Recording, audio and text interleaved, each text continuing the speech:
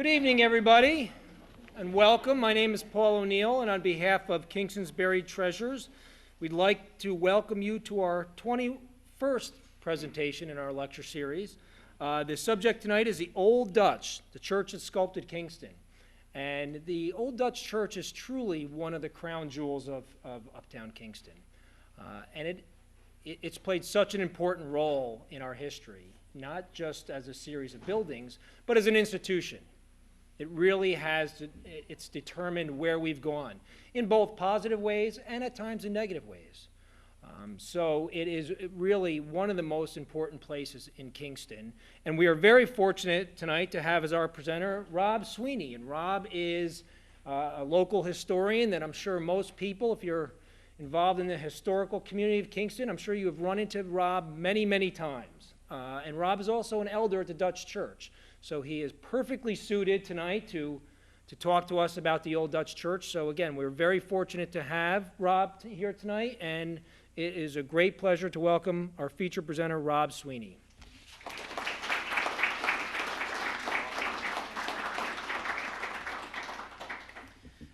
Well, I had several plans as to how I would like to present this topic, and as I worked on this for the last week or so, I decided that I couldn't do nearly as much as I wanted to do.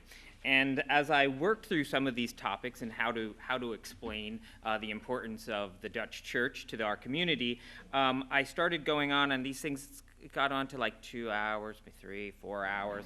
So I decided that I would only do 2 segments of what I wanted to do, with the hopes that as this lecture series continues, that I might be so fortunate to be invited back to do little bits more about the Dutch Church, because clearly in 1 hour, to which I have already set the timer, I'm going to try to do this in 1 hour, I'm going to at least give you a firm starting point of the importance of the Dutch Church in America, in the New World. But like you have to understand, I was trained as an art historian and not just a historian. So therefore, you have the appreciation of objects, but you also have the history which these objects come out of. So I think if I'm going to talk about the Reformed Church, I need to first talk about the culture of the Netherlands. I need to be able to bring us back to how the Reformed faith got its start. So you're not really going to get a whole lot of local in the first half of this lecture. You're going to be set up for how the Dutch Church is intermingled with the political system in New Netherlands, and that will explain some of the problems that we have with the Reformed Church, some of the theological problems that would arise between the marriage of church and state. And clearly in the Netherlands, this was a problem. It was a problem that would have started the 80 Years' War, and that's where we're going to start. Basically at the 80 Years' War in the Netherlands. But first we have to talk about the Reformation in general, at least a little brief note to Martin Luther. Really, I have to say that the Reformation even starts a good 75 years earlier than Martin Luther, and he's moving it forward, and he's really bringing it to a crescendo. And again, you see this when he nails those theses, those 95 complaints against the Catholic Church to the Wittenberg Cathedral door in 1517. But Luther is not really the person that interests us very much when we're moving and talking about the Reformed faith. Our man is John Calvin. John Calvin is later than Luther, and so I think Luther gives him a base, and Calvin builds on this base. Calvin finds faults with Luther's theology, and he continues to work on this theology, so it continues to grow. Calvin is French. He's a French Catholic. He doesn't come to the reform idea until he's, I think, about 30 years old or so. He's a lawyer. He's not necessarily a clergyman so much that he's trained in the law. And then he comes into Christianity or the work of the church. And he was born somewhere around 1510 or so that'll give you the relationship between he and Luther. Luther is quite a bit older than he is. And so he begins his study, his theological study into Protestantism in around 1534. So that's just giving you the time period. We're not coming to Kingston until 1650, and we're talking about 1534. So I have already a nice chunk of time that we have to cover before we come to Kingston, before the Dutch religion is set up here in this town. John Calvin, he has a theology that is based on unconditional grace, which is a little bit different than where Luther stands. It's quite a bit different than where Catholicism stands. General Catholic belief is that your soul hangs in peril, where once we have Calvinism blossoms, you're saved really from the moment you're born. If God chooses to save you, then you're saved. You don't have to run to the Catholic Church to receive the sacraments or to pay for an indulgence. Of course, that's what Martin Luther was so incensed about, that wow, you could pay certain amounts and guarantee your way to heaven. This was just absurd. It was even absurd in Catholicism, that it did get reversed. But before it did, a lot of people had to suffer. And so, as you're moving people from Catholicism to Reformed faith, one of the things is that, my goodness, if we're leaving the church, we're doomed to hell. This is what you were told. So Calvinism is this kind of pastoral religion. It wants to assure you that you are not going to hell. Which I know, you probably think this is quite strange because you think Calvinists are these really tough kind of law and order kind of folks. But truthfully, all of our church doctrine as it comes out is about comforting people who are converts. Not only those people who will be growing up into Protestantism, but you have all of these Catholic people who are saying, yeah, this sounds right, I'm going to believe it. But then they have all of their background saying, I'm going to hell. So the theology is this one of comfort. So if you start off with this idea of unconditional grace, that you are saved, it says that that's great. And that you also have the idea that God chooses whom God chooses. So this does give us to this other little problem that the world has with Calvinism, and that's called election, divine election. It is a belief in the Reformed Church that only certain people are chosen. Now, we will apologize to that and say, well, we don't know which certain people. Could be every certain people. It could be all but one person. It could be, so we're not really sure. So we always live in that kind of uncertainty of who is being elected. But when you get a sense that you are elected, and particularly if you think you were going to hell, and now you are dealing with a theology of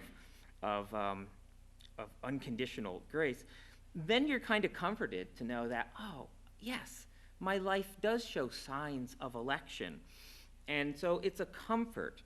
And it's not a way of setting people apart, although it has been used that way. And as we move through some of the slides, we'll get a little idea of how the idea of being the chosen people, and the Dutch are thinking of themselves as the chosen people, how it will affect their lives and the lives of their countrymen.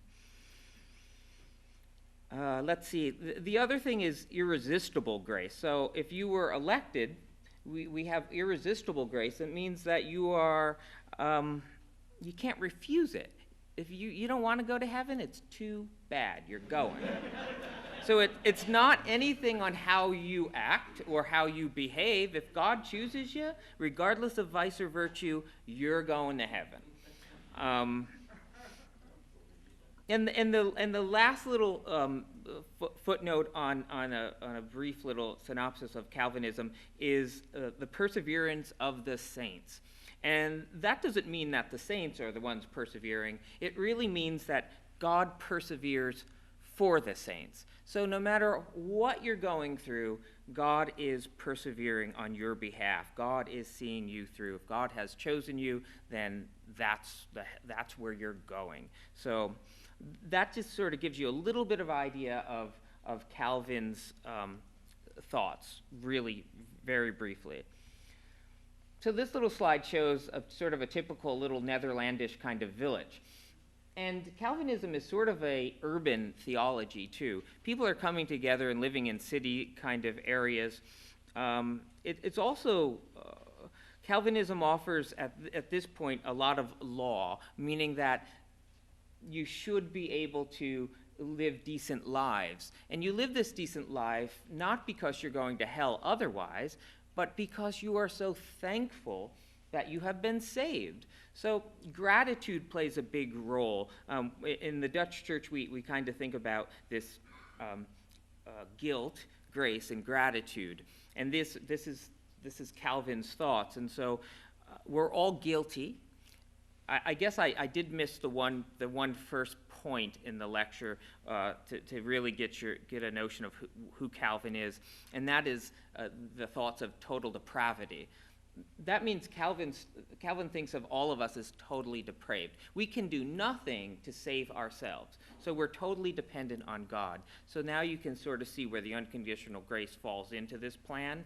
And so since we can't save ourselves, we're really happy that God does the saving. And so this whole idea of total depravity is kind of different than how many of you probably think. Most people will probably think that people are maybe generally good. And so this is another problem when you have to sell Reformed thought. But the comfort really is that, well, yeah, we can do nothing to save ourselves. So that is part of the comfort. Let's see. So this is a map of the Netherlands, and it kind of gets divided up in the 1500s and then later through to the 1600s. And for the length of this lecture, I'm really going to try to stick to using hundreds and rather than centuries, because I tend to want to speak in centuries, but I think that is confusing to some people. So when I say 1500s, that's what I mean. I don't mean I'm not going to say 16th century, and then you guys are going to have to know it's 1500. So I'll try to do my best to do that. And so from the 1500s of the time of Calvin, and of course I've mentioned Calvin was French, so you're on, well, what's his connection with the Netherlands? Well, Calvin he actually goes to Switzerland, and he's most prominent in Geneva. But this Reformed thought spreads through Europe, and where Germany really does stay rather Lutheran, the Low Countries really do become Calvinist. And that's kind of the ruling Protestantism, and there's going to be lots of Protestantism. The thing is that once you knock one chunk of cheese off the block, well, then you can start to knock several more chunks off the block. So we're going to have a lot of these different Protestant fractures. And of course, you'll also see as we progress how they go up against each other. So mainly when we think about Protestant Netherlands, we do think of Calvin and Calvinistic people. And that is the basis for the Reformed Church there. And so this is a way that you're going to see how this group of small Protestants actually becomes the state religion. And so it's a pretty amazing story. And the way the Dutch like to tell their story is very similar to the way I like to tell my own personal story. And I also like to tell the story of the church.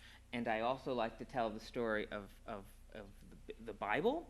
And that is that we know that God has a role to play in history. That God is an interactive God.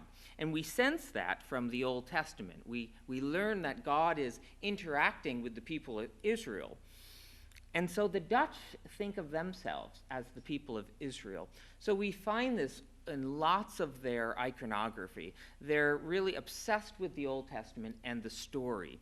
And also they're relating this thing is if you don't live a good life, chances are, you're kind of like, okay, you may be saved, but you're creating this hell on earth. And my mom's in the room, and she always insisted that we created our own hell, right? People created our own hell. She never worried about us going to hell, but, we in sinfulness create our own problems on earth. And that's very much the mindset of the Dutch people. So anytime there was great dilemma or problems or a pestilence or a flood, it was because you people, you behave terrible. You're drinking on the Sabbath. You're whoremongering. We're just doing terrible things, and you brought this upon yourselves. Well, doesn't this sound a little bit like the Psalms? Have you spent time in the Psalms and you spend time with those prophets in the Old Testament? They're always saying, Israel, you're getting it all wrong. God wants us to do this. Well, this same kind of stuff happens from the pulpits in the Netherlands. And the interesting thing is here and I know I have a few Catholics in the room and they're sitting real close to me. And so it may be wrong perspective, but what I have heard is that, Catholics don't spend much time in the Old Testament. It's kind of a split. The New Testament is, this primo thing, and the Old Testament kind of falls on the side. Calvin bases almost all his theology on the equality of both Old and New Testament.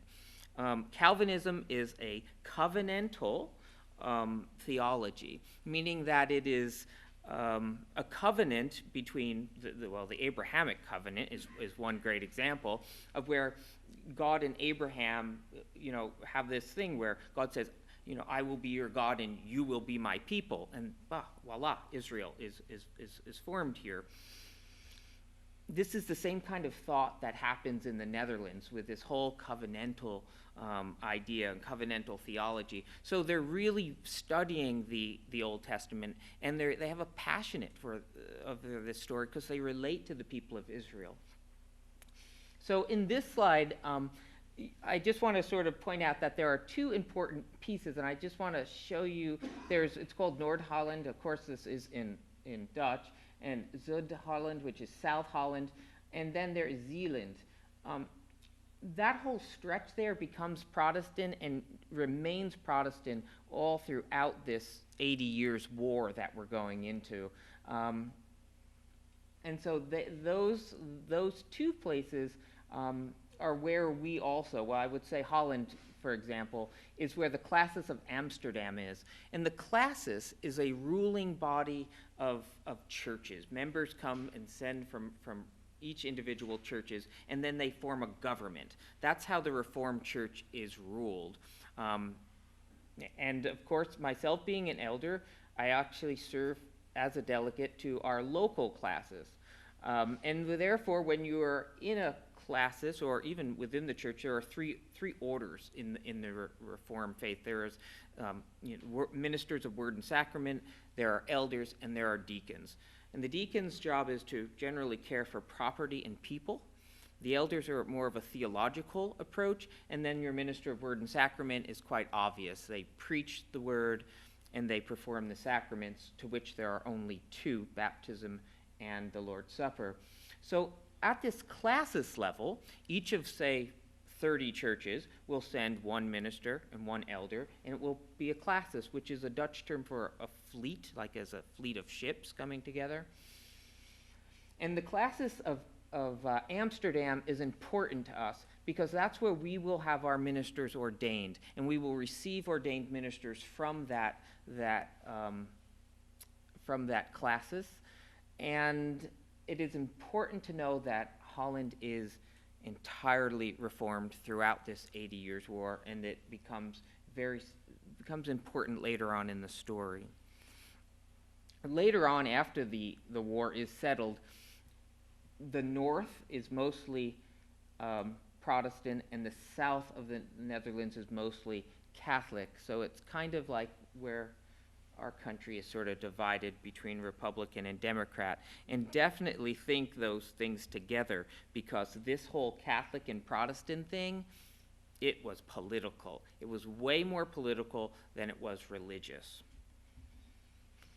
So this is, I have I think 4 slides here that are going to depict atrocities. Spain has come in and has conquered, really, taken control over the Netherlands. The Netherlands is this wonderful area. It's mostly underwater, but it has a lot of ports, and it has a lot of trade and a lot of money. So it's very wealthy just by its geographical location. So Spain, Catholic Spain, comes in and takes over the Netherlands. And so you have these group of Protestants who are really also the rebels. They form a guerrilla army, actually, and they attack Catholics. And so you have this iconoclast, which is another word. It means that they don't want icons in their church. And as you see, as we move forward, you'll see how that's going to play out here, even in Kingston. And so I just threw these slides in. Just think of this war going on in this little tiny country for 80 years and what that does to your mindset. Sometimes Catholics are getting the worst of it. Other times Protestants are getting the worst of it. But all the time, everybody is suffering.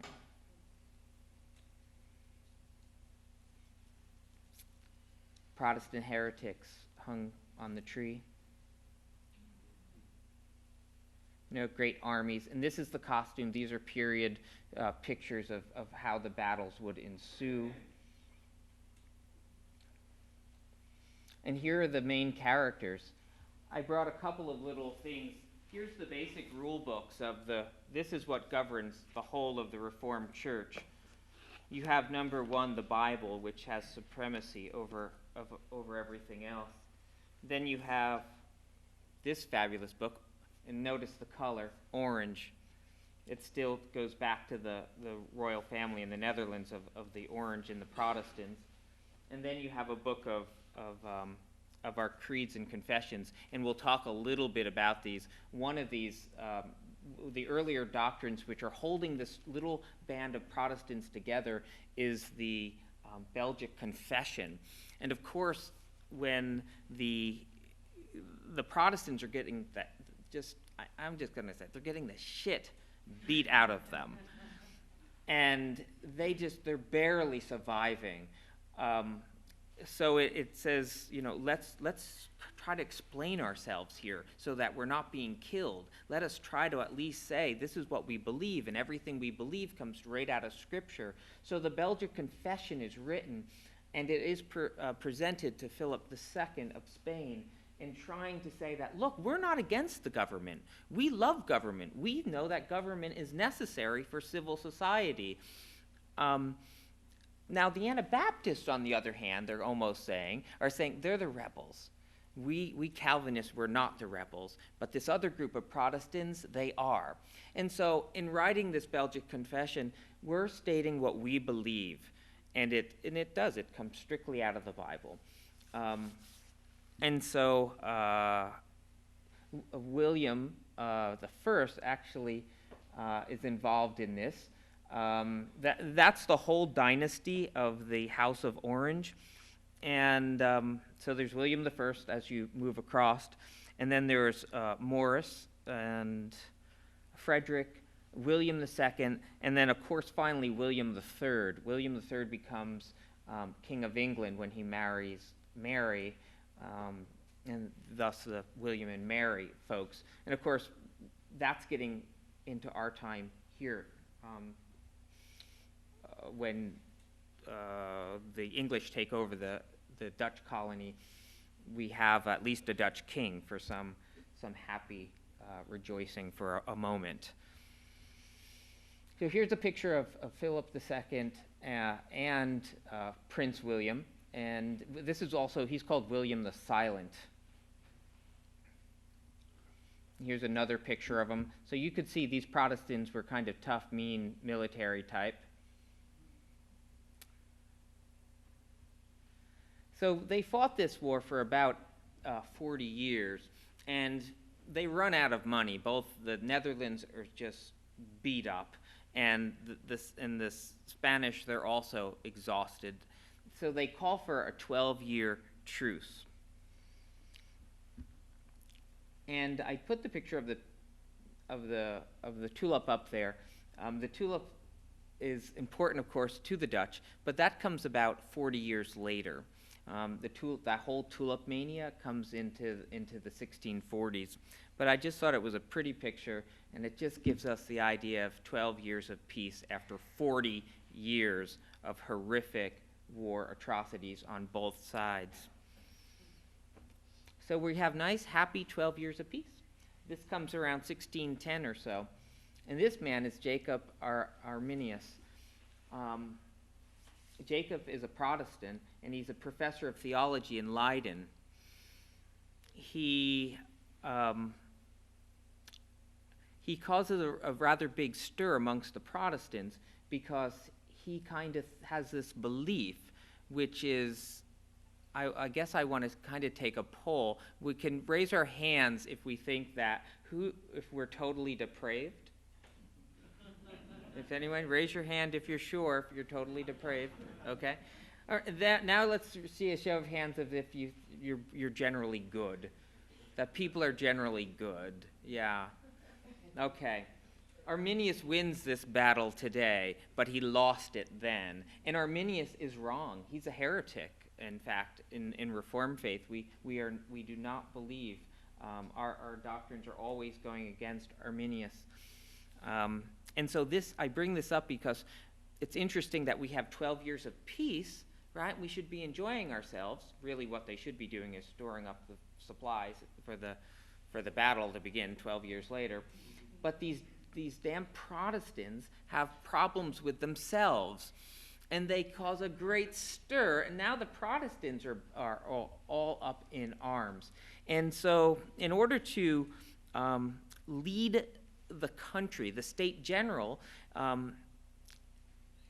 has to get the Protestants under control. So the state general, which is the government, says we need to have a synod. Now a synod is when you call groups of religious leaders together. Well, they would generally come from various classes from around the Netherlands, but also this was an international synod, so people came from England and France and Germany. And they came to really decide one question, and that was this question about Jacob Arminius, who had previously already been deceased, and his students were there. And they were going to basically have a discussion, and we're going to need to come to some kind of decision about our Reformed faith. And so during this synod, one of our church confessions comes out, and it was done in 1518, I'm going to say, and it's called the Belgic Confession. And so that's one of our confessions. So we have this Belgic Confession, we have the Heidelberg Catechism, and then out of this synod comes the Canons of Dort. And so out of this Canons of Dort is being decided during that time. The folks that opposed the Calvinists were pretty much banished and were pulled out of their offices if they had public offices. If you were a follower of Arminius, you were taken out of office. If you were teaching at any of the schools, you were taken out of the schools. However, the one wonderful thing that the Protestants learned is that they didn't kill them. Before that, you might have been killed as a heretic. So at least we're getting better. And so here's the pictures of the Synod of Dort. This was in Dort, Netherlands. And after that 12 years, we have more war.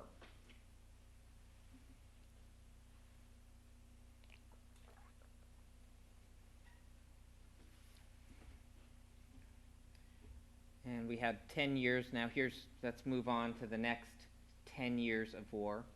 So now we're probably 1630s. We have more years of war.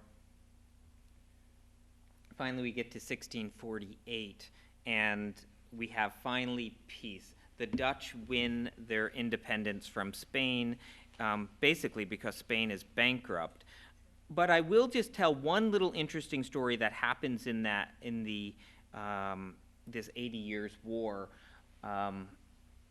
because I think it's very telling of who the Dutch are and what they believe, what Dutch Calvinists believe. So the city of Leiden is surrounded by the Spanish, and they're going to starve them out, right? The Spanish have they do siege warfare is still something they did. So they are going to starve this little city into contrition, and it is decided by the Dutch, who have pumped this land out of the ocean. The Dutch also think they own this land because since God knew how to create, the earth from the dry land, because God would separate the earth from the dry land, and now the Dutch have the knowledge to do the same. They think we're chosen people. We know how to do this, and this shows that we are part of God's elect, and we have this land because God has given us the intellect to be able to have the land. So the city of Leiden is surrounded, and someone has this marvelous idea to break the dikes. They break the dikes, and they flood the Spanish out. And so it's this great rallying for the Dutch because they had the smarts to be able to force this Spanish opposition out. So you can get an idea how they tell their story, how they're seeing their struggle through the eyes of Israelites in the Old Testament. And I really think as they come to the new land, they have the same kind of mentality, this richness that says that God perseveres on our behalf. And so now here is Henry Hudson. And I just want to go back to that truce period. So we have to hop back 40 years before. When that truce is called, that's also the time that Henry Hudson goes on his voyage.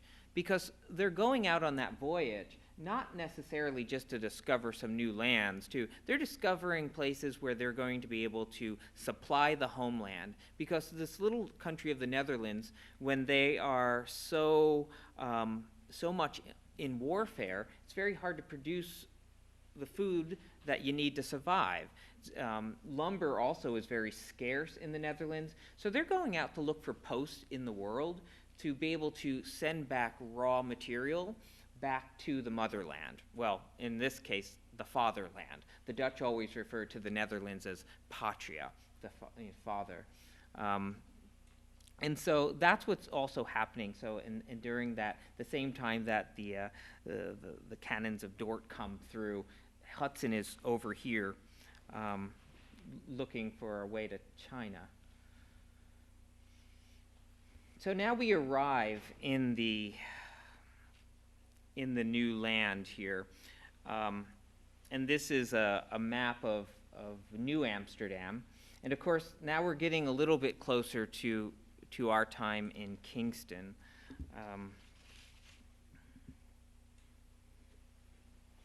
And I think I'm doing pretty well because I'm checking my timer. So we're about halfway there. So as we come to the new land, it's interesting to know that what we're trying to do when we do settle this land is that this land is going to be just like Patria. It's just like our homeland. I often, you'll see me in my ridiculous 17th century clothing, and the group that I do that with is called the Scions of Patria. And of course, scions is when you cut off a branch of a tree, and then you call that the scion, and then you graft it into another tree. And so you can produce different fruits from one tree, or you can reproduce one type of fruit on various rootstock and have it all come out to produce all the same kind of apples or fruit, or nectarines, peaches, whatever. They will take scions. So that's exactly what the Dutch were trying to do. They were going to take a little snippet off from the fatherland and take it over here onto this wonderful rootstock in the New World and grow the same exact society. But the one thing they were not going to have in this new world, where they were not going to have Catholics. There was only going to be one religion here, and this is where I kind of depart from a lot of what you already know about the Dutch. Many of you have been told that the Dutch were, very hospitable, very tolerant, a melting pot, great diversity, accepting, loving, kind, happy people. And yes, all of that is true if you are like them. So it will happen, it will come about, but no liberty, no freedoms in this world have ever just happened. They happen because of struggle. And so that struggle will play out here. But I wanted to just point out, in a sense, I don't want to make an excuse for Dutch Calvinists and the Dutch who came to the New World and how we will see some of their vices played out. But I wanted to give you at least a good 100 years what led up to it, what these people faced and the types of hardships they went through. And so when they were coming to a new land, they wanted to do things a little bit differently.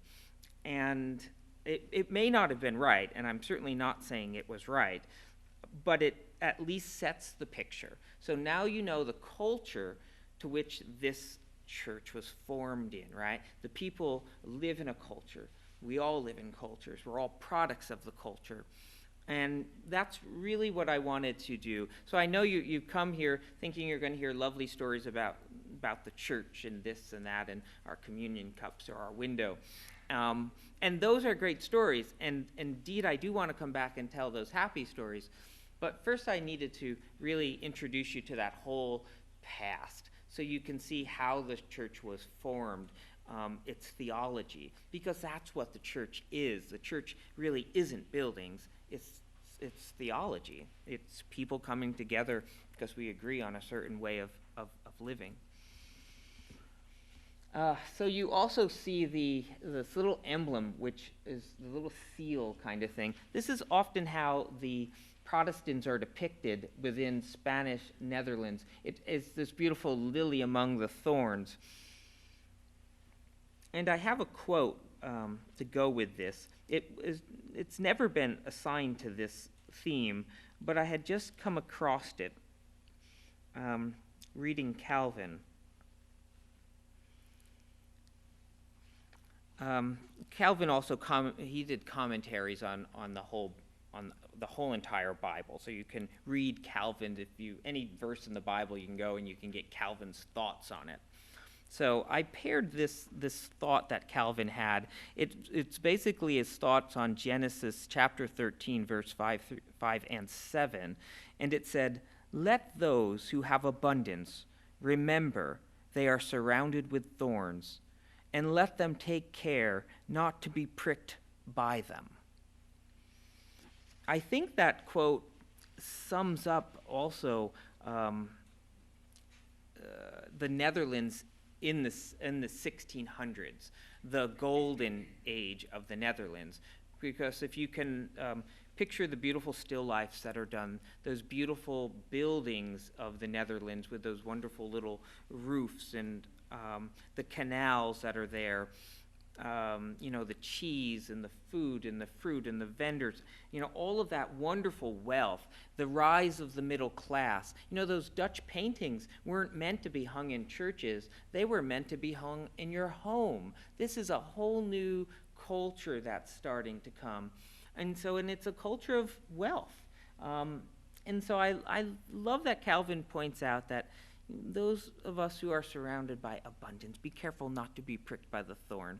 And I think that's a warning that when we come to the New World, I think we need to be aware of, because there is great abundance here, and it makes people rather envious and wanting to, or covetous, to acquire land which maybe wasn't theirs to be acquired. Also, one of the other ideas of the Dutch in the Golden Age was this idea of business. Protestantism really propelled the individual to work hard. I mean, you've probably all heard about the Protestant work ethic, right? If you don't work, you don't eat. It's that kind of thing. Well, business to the Dutch, the business of the Dutch is business. There's business in politics, religion, and even their art somehow. All of those things always obey that iron law of business. It's about kind of making money. And so when there is peace, you realize you can make money. War is an expensive thing. And so as they come here to the New World, they're hoping that we won't have so much religious conflict and we can just get on with their important business, making money. So here's another little picture. So this is, now we're finally here. We're finally in the New World. A nice little slide of New Amsterdam. And of course, this is where many of probably half of our people would have landed in New Amsterdam. Others would have, I would say everyone landed. If you were an immigrant from the Netherlands, you would have landed in New Amsterdam first. But many of the people who peopled Kingston actually had gone up to the Albany area, Fort Orange, and so they come down from there. But we also get this influx. Remember, we're the middle point between 2 points of civilization. I always say that Kingston is really, for the whole mid-Hudson area, we are the center of culture, back in the 1650s. And here's our man, Stuyvesant.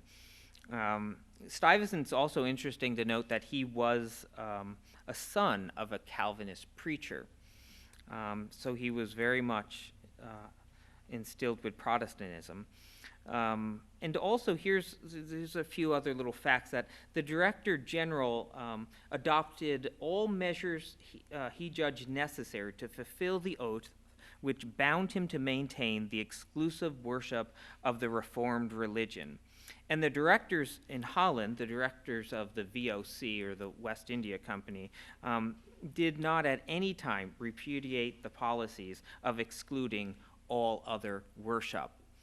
So I'm hoping this comes as a real wow, because we've been just told at least since 2009 how liberal the Dutch were. And now here Rob Sweeney is coming and telling us something different. But I think this truth has to be, I will say it has to be confessed. Because if we don't tell the truth, then we're never going to get to see the gloriousness as things transform, as we get there, right? If we already think we're already in that happy spot, and we gloss over all the troubles to get there,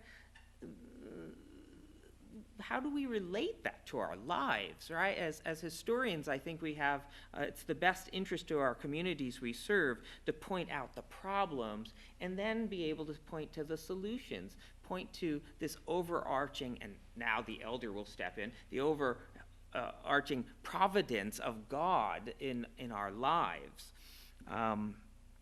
And so that's why I just want to point that out. And then also, it won't be until 1663 that this policy becomes under any scrutiny. And that would be done by a Quaker, John Bown, and his house still stands. You can still go to the John Bown house, because he's the guy who really said, we need to have freedom to assemble, freedom to act out on our religion. Quakers were terrible too. I mean, they were thought of really the worst. They were probably worse than Catholics in Calvin's eyes. They had to be suppressed. Now, the other couple of religions that were around that Calvin thought was fine, and we would agree, were Presbyterians. They were Orthodox in everything, and then Congregationalists. They were judged to be sort of in their fundamentals. They were excellent in their fundamentals, but their governing system, that wasn't quite up to snuff. But they did have freedom in New Netherlands to actively form congregations. The Lutherans had struggles. The Lutherans were very much suppressed here. Yeah, so that's a little bit about Stuyvesant and what he sort of believed and what he actually was mandated to actually uphold when he became director, that there was only going to be one true faith here in New Netherland. Oh, I will say this. We have long heard of freedom of conscience, and freedom of conscience does come to the Netherlands, or New Netherlands, and freedom of conscience means that you may believe whatever you want to believe, but you don't get a right to have a pastor or a religious leader. You don't have a right to assemble or have a church, but what you do have a right to is to pay the levy, the church levy, which goes to the Reformed Church. So believe what you want. You don't have to attend, but you will pay the church tax. And so many people did not like that as well. Let's see, what do we got here? So now we're finally, does this look like home? We're finally here, and we can find ourselves right included on that map. So there is interesting. So when any officer, any person who would be holding any public office in New Netherland, you had to profess the true Reformed faith.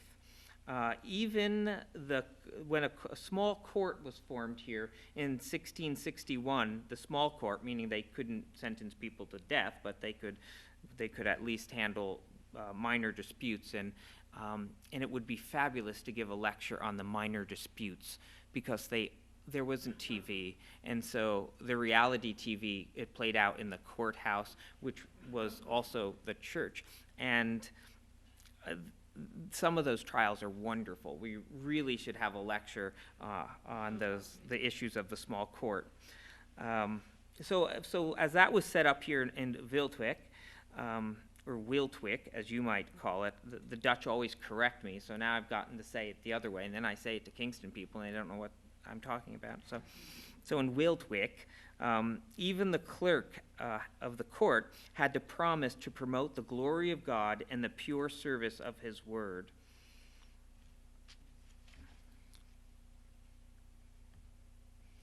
And so, this is pretty much what our Dutch people would look like. These could very well be our ancestors. This is a Dutch portrait, but this is how we looked. It's the food we ate, the waffles, the pancakes. These are like primo Dutch folk here. And so we have a little crowd, and I guess, I'm trying to leave out some of the stuff that you already know, but I probably quickly have to just sort of say that, so you know that we are founded in 1652, and Thomas Chambers comes here and he buys this piece of land. So right, you're all with me on that. And so it isn't until 1659 that we decide that we need a church, that we need a minister here.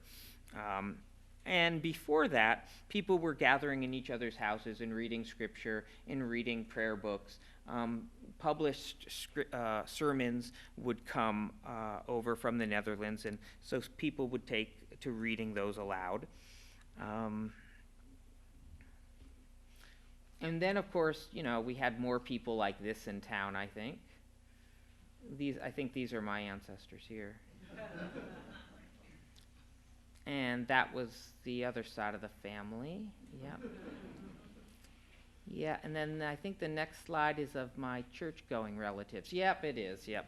So these are the types of folks that are inhabiting our place. I mean, when you read the court records, these people love to drink, they love to smoke, but they were also hard workers, and they were tough folks. But there were a few godly people in town once they had called a minister. And the first minister was Hermanus Bloem, and he would have come in 1659. I think they called him in 59, and by the time he arrived, it was 1660. And so this is a plaque that is inside the narthex of the Old Dutch Church, and those are listing the first people who received communion. And so, that's really a who's who of Dutch people. I would say out of that list, there are probably 1 million ancestors or descendants of those people living in the world today. And of that list, there are 4 of them that I descend from. So it's pretty amazing how productive those folks were.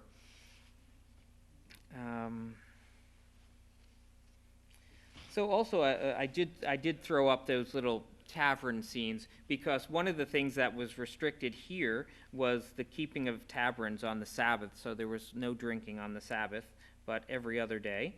I guess you could drink in your house, but just not socially. And the first church service was held in the village house. So I put this slide up. We don't know what the first church looks like. We have some description, but the one thing we do know that the first church was also the village house. There's another word, and it's been translated. I think I've seen it translated as public house. But when you think of public house, you think of public house as a bar. So I don't think the first church was a bar. So I think the better translation of that is as the village house or the village hall. And it simply was just a house, and it was 2 rooms deep, and we know that from some of the surviving court records. And also, this is where the Domini lived, and I use the word Domini, which I better explain that to some folks who are not familiar with the Reformed faith. The Domini is what you call the minister of word and sacrament. And it is different than pastor. Nowadays, we tend to call our pastor, but back in the Netherlands, a pastor was a Catholic. You would call a Catholic priest a pastor, and the Reformed ministers were called domini, which is rough translated to Lord. And so we still use the word and title domini at the Old Dutch Church. Now that we have a female pastor, it would be called a domina, and the only time that was ever used, because of course women were not ordained when this term came in, was to talking about gossipy dominees. They would call them dominas, like women, old women, kinda. And so we do not use the term domina for our minister. And in fact, we use, of course, over the overarching grace of God, we use the Catholic term, and we call her pastor. That's the appropriate thing. So you can sort of see how things switch over time. Also, this house here would have been used not only as the church, but it was used, of course, for the public court, for public meetings. It was also, the upper room of that space was used as a debtor's prison, and also a schoolhouse. So this was a very much, I think this is core to who Old Dutch really is, because our buildings still have a very multi-functional purpose. And as you see when the buildings are being created later on, there's a difference between how Reformed people do religion and how Catholics do religion. So it shows up in their architecture. And as Catholics would need a sort of the sacred place and this holy sort of altar, Reformed people, we don't have an altar. We have a communion table. And although we do every now and then walk around, and because we are so mixed, because we have so many people coming into the Reformed faith, so people have old vocabularies, and they'll refer to it as an altar. But it's not an altar. It is a communion table. Because a Catholic needs an altar because they're going to sacrifice. The sacrament is really, it's an altar. It's an offering up of real blood and real body of Christ. Where Protestants, it is a table of a family gathering. It is a meal that has a mystical sense about it. But Calvin, even when he would be pressed to describe what is happening at the communion table, he says, I would far more delight in taking and receiving of the communion than of explaining it. So it is a mystery in the Reformed faith what we do, but the one thing it's not a mystery, that our grape juice never turns to the blood of Christ, and our bread never turns to the actual body of Christ. And so therefore, as you see, this we can have church in a building like that, which is going to have toddlers running around it, would have debtor prisoners up above, and have school children in it all day. The building does not have the sacredness of say, a Catholic cathedral or church would have. And in fact, we don't get a actual building until the 1690s. And so remember, we called the first minister in like 1660. Well, it takes quite a few years before we actually get a church. And after Domini Bloom actually leaves in 67, he's here from I think so about 7 years. There is no minister until from 67 to 78, 1678. And so what they would have had was a Vorleser, or a reader, and this is also someone who I descend from, William de la Montagne. He was the court clerk, but he also read sermons and led the congregation in prayer. But he was not able to give the sacraments. So they had visiting ministers that would come up from New Amsterdam or would come down from Albany and actually actually by 70, after 67 and 78, they would be coming from New York, not New Amsterdam, and then down from Albany to service this congregation. And so this is the first church, and then, although I would say ignore the little comment on the bottom where it says burned by the British, and it is true, but the church had additions since, and it didn't quite look like that when the British came. This is sort of an earlier cut of the church. Now, let's see. And so here's a little panorama thing that we sort of have in our museum, and you can kind of get a little idea of the church and also the direction of the church. Having the mountains painted in there is very good because it helps orient you to the direction of where this church is. Later there would be what's called a dope house. Yeah, that sounds wonderful, right? The church got a dope house on the end of the church, and there's a picture of that coming up. Here's an engraving of the church and with its dope house. That little building was added for consistorial meetings. The consistory is what governs the church. It's comprised of deacons, elders, and the minister. And so when they would meet, they could meet in that little building. But also, I think it has another use, and that is the use for baptisms would take place there. Even though baptisms in Reformed tradition is a public thing that's done on a Sunday morning, it seemed to back earlier, small congregational gatherings would happen, and children would be baptized in this thing that was called this dope house.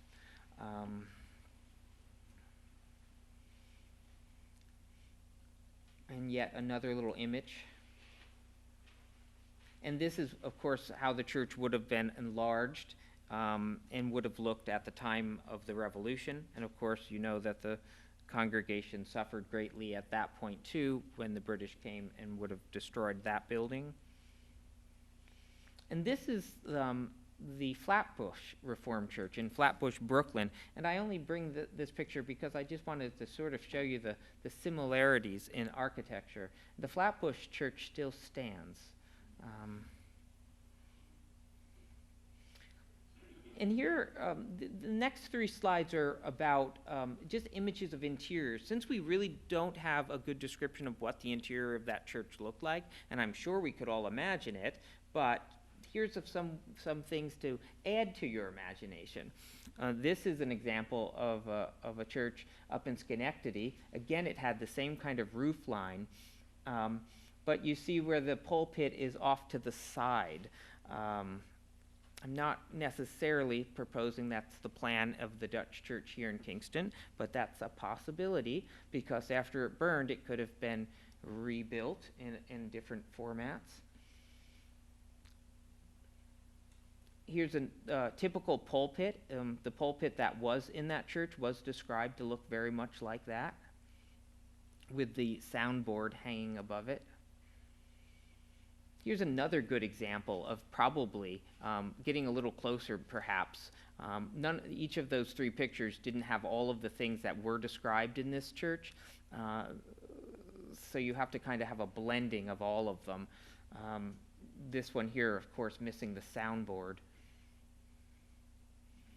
But this is a church you'll all recognize. So the stone church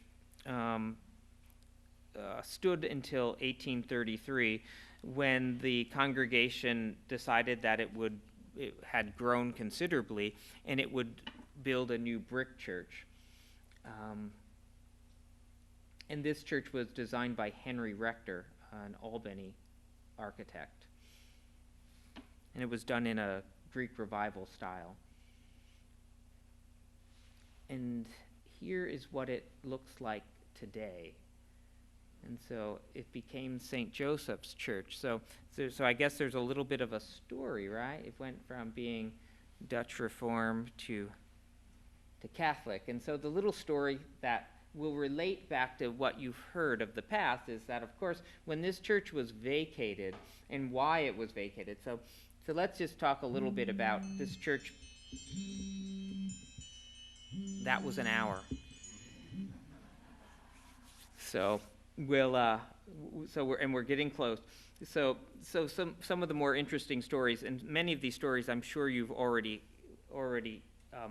know, but this is going to help put those stories into context, I think. So the church is worshiping over in, well, let's say in this church, right?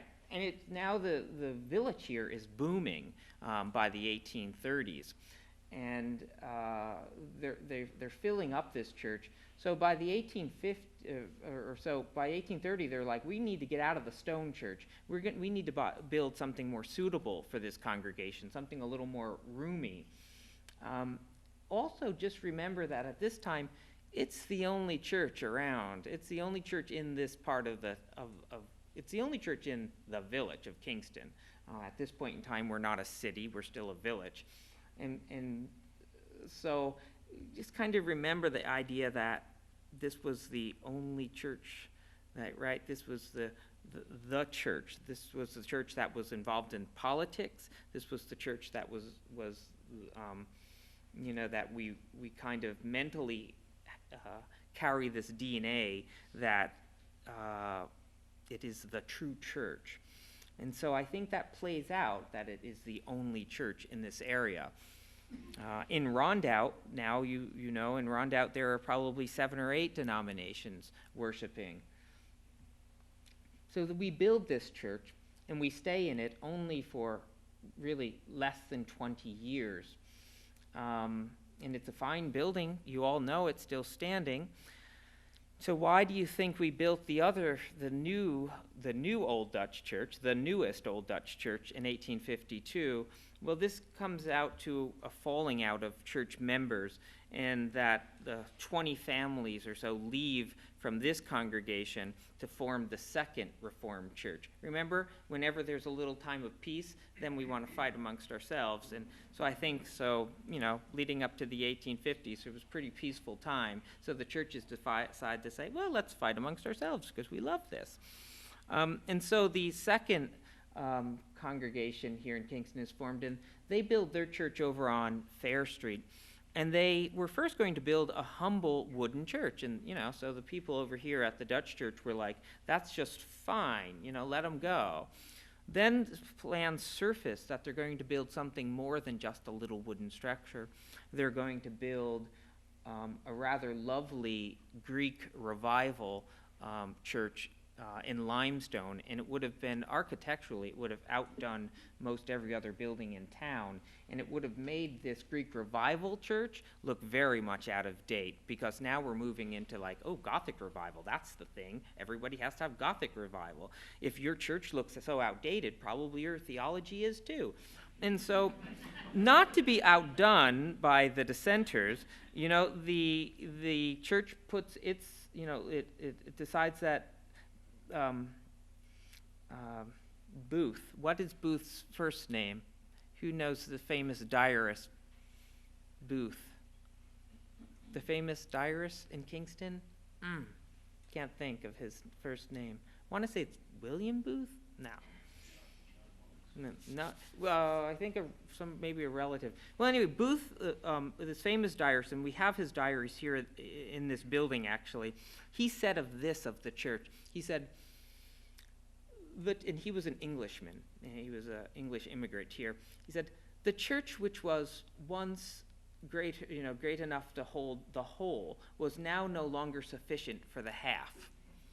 And so the building campaign began. But before we go on to the 1852 building, I just want to also show you, here's an interior photograph of St. Joseph's Church, as we now will call it, when it was still the Dutch Reformed Church. I'm going to flip back and forth between these just two slides. And just think of the history of where we've been for the past 150 years.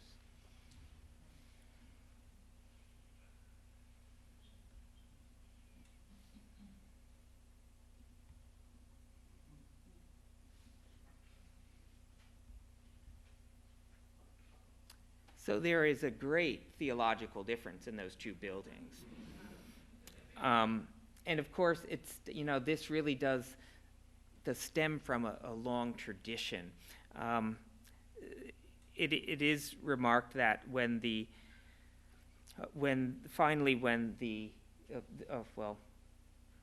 this of course is the competitions building over on Fair Street.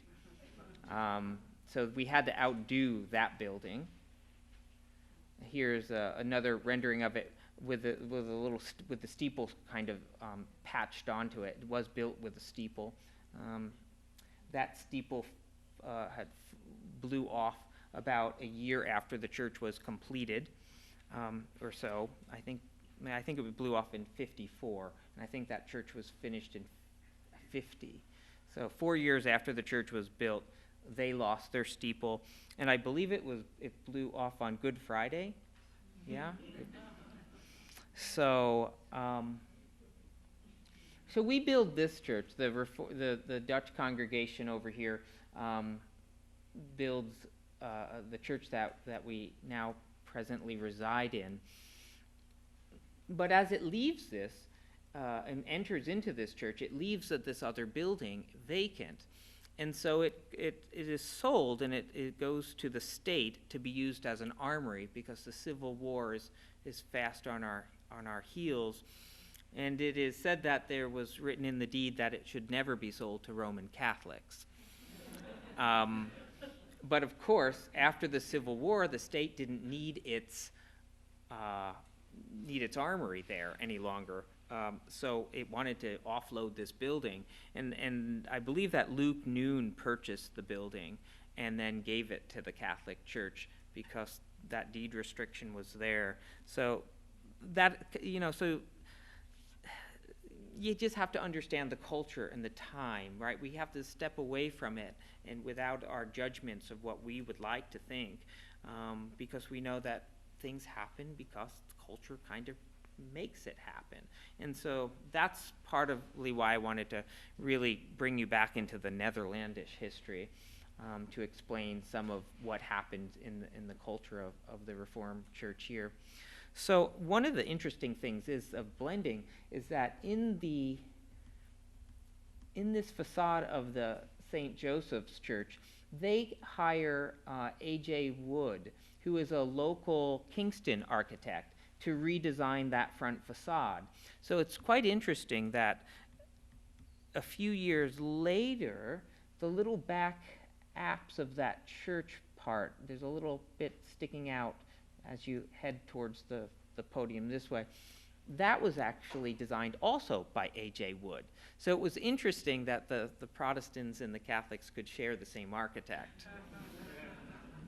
And I didn't put that together. I just learned recently that A.J. Wood did the design of St. Joseph's. But another interesting building that A.J. Wood did was the Armory, the Kingston Armory on Broadway. And so when you look, if you look back at that facade, you see the arm, right? You see the crenellation in the tower, the same kind of crenellation he's putting in on the Armory on Broadway. So that's the same architect's hand. I guess he didn't have a whole lot to draw from, unlike the architect of the Old Dutch Church, Minard Lefevre. Lefevre was a New York architect, and he had many church buildings to his credit when he was hired to perform the work of architect for the Old Dutch Church. I want to say he was paid something in the sum of $900 for the plans, and there was never any indication that he ever visited the church or oversaw the construction, which is kind of amazing. But the plans of the church are, if you haven't been there, you must go. And I would prefer that you would arrive at 10:30 on Sunday morning. And then please join us for a coffee hour afterwards. But there are many occasions for people to come and visit this absolutely gorgeous building. One of the testimonies to the building was that Calvert Vaux came in. He partnered with Olmsted on Central Park. He married a Kingston woman, so he was in the area often enough, I suppose. He was asked to redesign the pulpit of the church, and this was in the 1880s. And although we do not know exactly why he was asked to do the redesign of the church, I do believe I know why. By the time 1880s came around, choirs, which were in the back of churches, well, first of all, in the Reformed Church, you didn't even sing. You sang psalms, and that was it. To sing a song outside of the psalm book was just something you did not do. And then we progressed. You see, the church moves on. And then we start to sing hymns, but those hymns are going to be led by the choir, which is going to be in back of the congregation. This is not a theater. This is worship. But by the 1880s, choirs started to move to the front of the churches. And I am sure that Calvert Vaux was brought in to not only redesign the pulpit, but also to try to fit the choir in. And he came in, he studied the building, and he said if he would change just 1 inch of anything, he would ruin the whole design.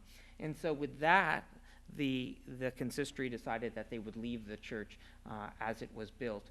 And as you can see, it still is. Other than the light fixtures, it's all pretty much intact. Some of the notes of some of us who go to Old Dutch Church will note that, and also this is deeply related to the difference between Calvinists and Catholics at the time, and even Lutherans, was our communion table. It doesn't have candles on it.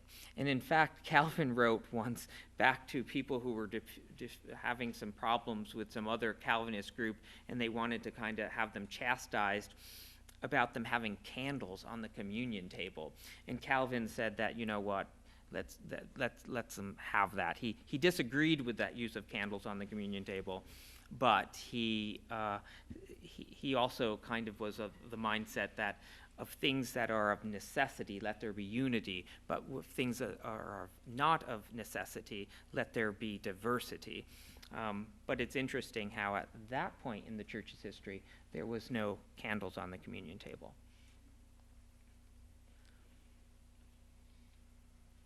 The one thing that was changed from the original design of the church was the Tiffany window.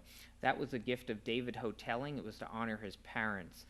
Before that window was installed, the backdrop would have been just like all the other windows in Old Dutch Church. They were leaded and stained glass. There was a geometric design with the clear glass being stippled with ink, kind of to have that gray look. I always insist that gray look is so that they don't look dirty. They just look filthy, right? So they didn't need cleaning. They're meant to look that way.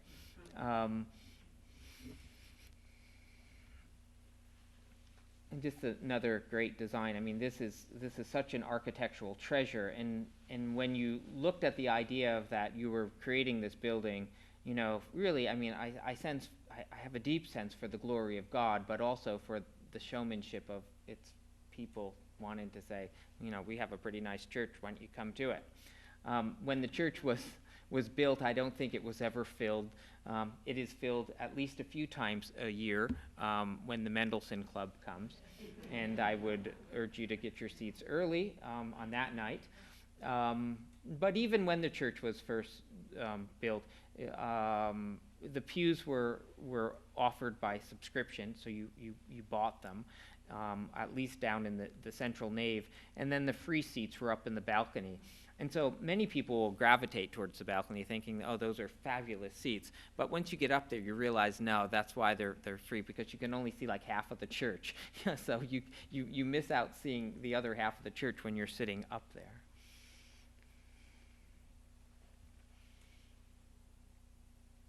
And the organ case tube was original to Minard Lefevre's design, although the organ was enlarged later.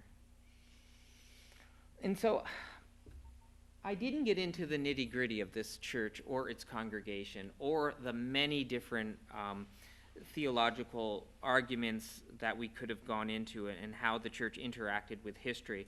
But I just wanted to at least point out that its early history of the Reformed faith was distinctly tied with the Dutch and distinctly tied with the state government of the Netherlands. In fact, the early Bibles that we have are the state Bibles of the nation of the Netherlands. So this church comes out of a legalistic and political sense, but yet we, like the Dutch people, sense there is this overarching history of God's providence on it. So it's amazing that the church exists.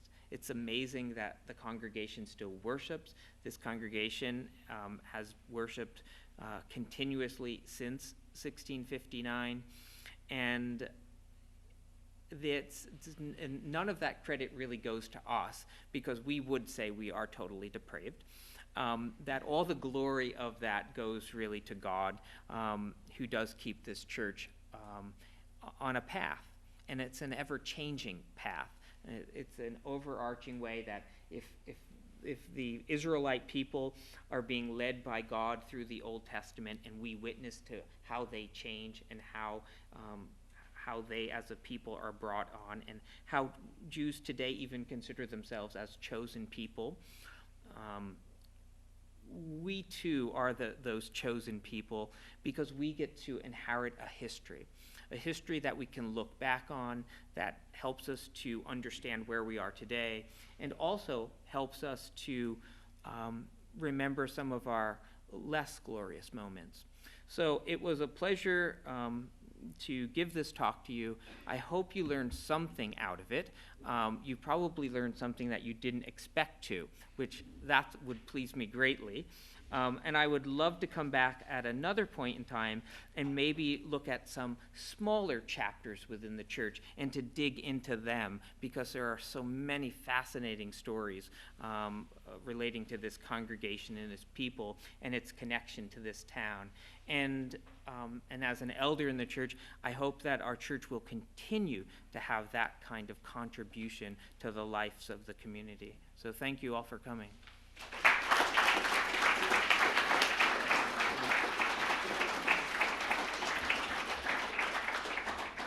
Thank you, Rob. That was very interesting, and I think we do need to have another lecture. The Old Dutch Church really is more than a one lecture.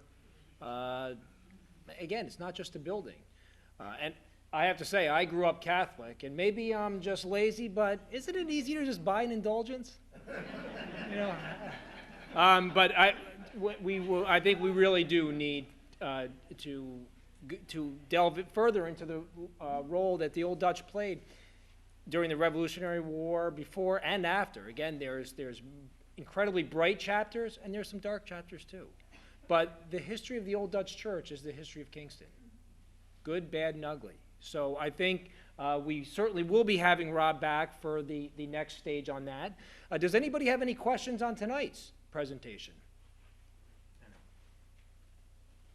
No questions at all? None whatsoever? Yeah, I got one. Oh, hold on. You spoke to the perceived liberalism Rob, you spoke to the perceived liberalism of the Dutch Reform movement. and some of that seems to be grounded in their acceptance of Jewish people in New Netherlands very early, the first few years. Can you speak to that? Yeah. So the question is, I'm not sure if everyone was that mic on? Yes. Okay. Well, so the question is about the acceptance of Jews in New Netherlands. Well, in fact, the Jews were not accepted first off in New Netherlands. They arrived and they were not well received. And in fact, so a letter was written back to the VOC, and the director basically said to Peter Stuyvesant that you will indeed receive these Jewish people into New Netherlands. They later would have the right to build a synagogue, but at first Stuyvesant balked at it. He was not going to receive Jews. But one of the explanations to the theological reasons why Jews would be brought to New Netherlands is because Jews were necessary for the second coming of Christ. And so there's a theological reason too. And then there was another reason, because there was a great deal of Jewish investors in the VOC. And so so I want to say that, eventually though, all of these petitions are made and these things go back to Patria and decisions are made, and pretty soon we do start to have that religious pluralism that we know, but that really doesn't blossom under the Dutch regime. It just continues to go in 1664, New Netherlands is given over, basically conceded over with a signature on a piece of paper to Great Britain. And so then the English rule comes in, and then things start to be a little different. But yeah. Any other questions? No? Well, Rob, again, thank you.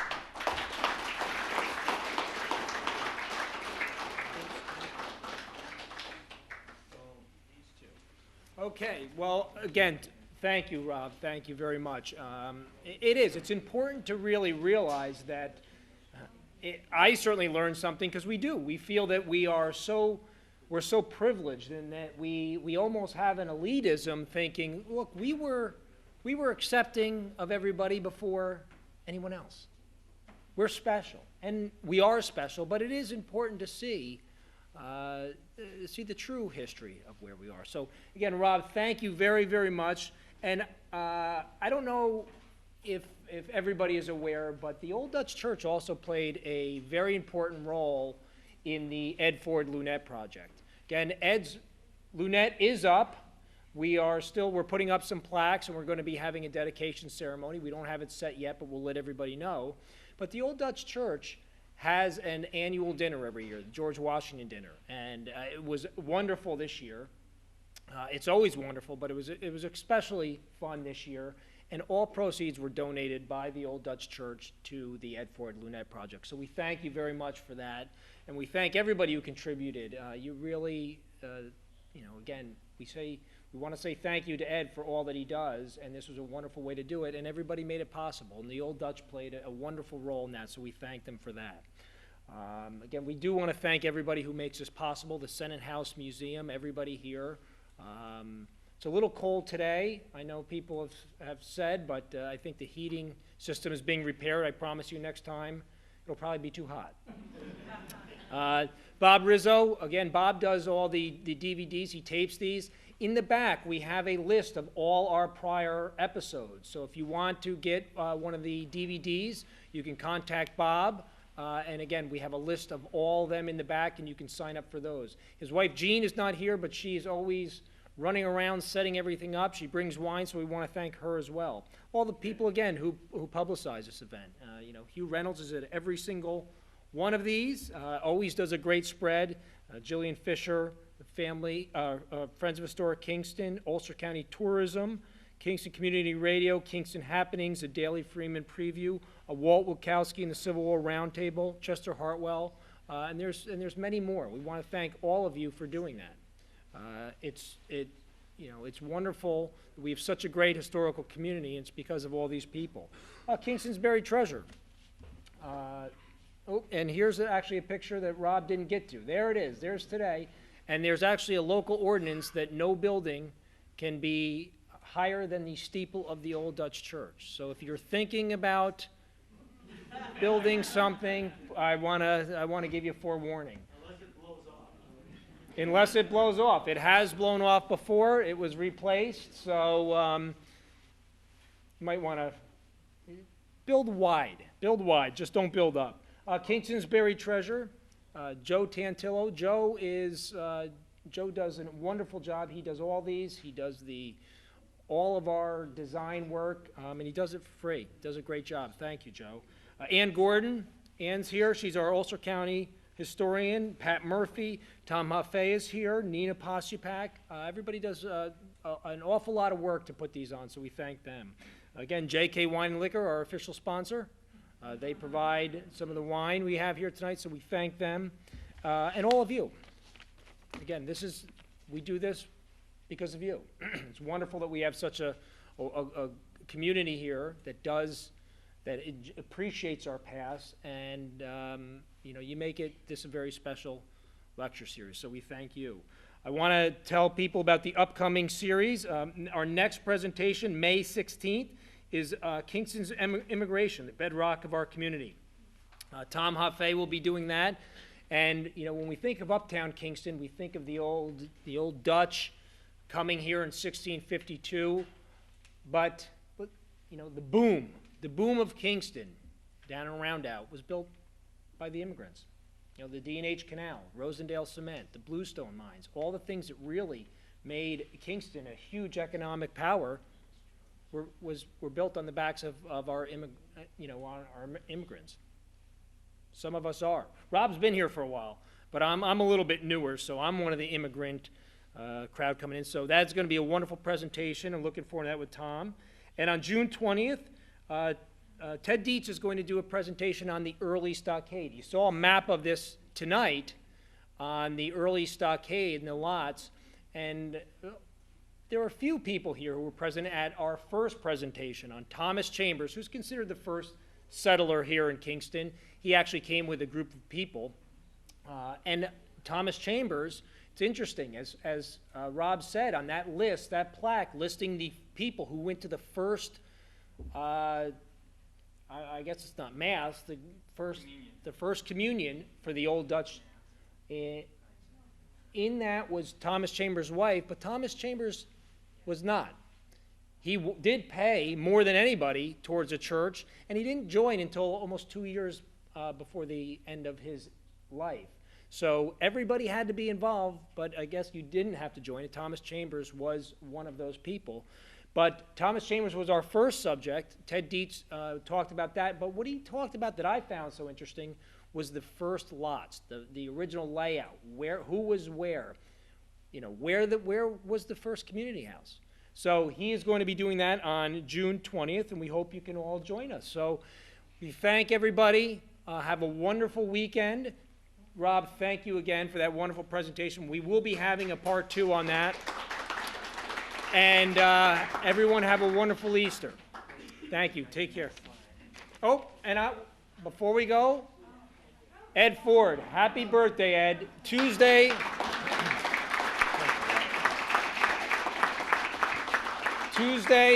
is going to be Ed's 96th birthday.